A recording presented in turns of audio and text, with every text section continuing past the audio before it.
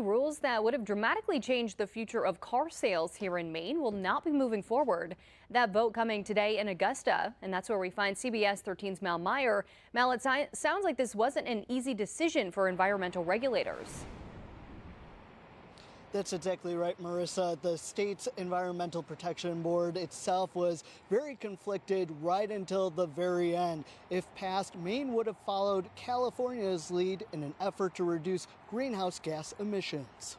It's incredibly disappointing. The Natural Resources Council of Maine brought the petition forward to initiate the rulemaking. We really wanted to see this move forward in order to give Mainers more options for zero-emission vehicles, as 13 other states have done already. The proposed rule would have required 51% of new light-duty vehicles sales to be zero-emission vehicles, starting with model year 2028, going up to 82% in model year 2032. This is probably the biggest bite of an apple we can take in terms of addressing climate change issues in the state. Some board members noted demand is already growing on its own.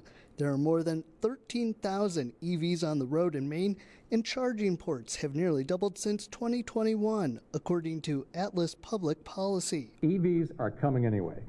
This is the future. Some of the top concerns included potential financial impacts to low-income Mainers, and if the infrastructure is in place to handle the change. There are enough megawatts out there on the grid to certainly satisfy charging needs for electric vehicles. Ultimately, board members in support of adopting the rule change were outnumbered.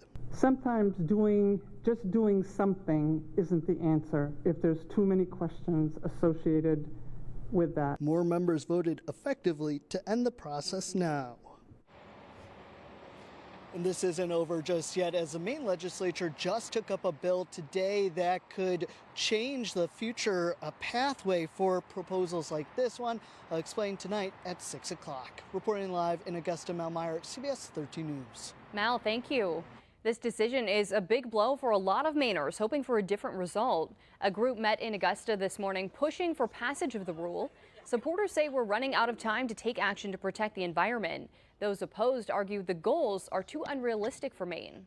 It's simply not the case. I'm very confident that the state's electric vehicle infrastructure will serve the needs of the electric vehicles that will be gradually coming onto Maine's roads. This measure has already been adopted in states like Massachusetts and Vermont, but again, it is dead in Maine for now.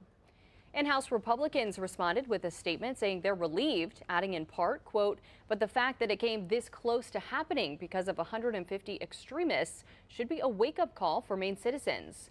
We've reached out to House Democrats for comment and are waiting to hear back.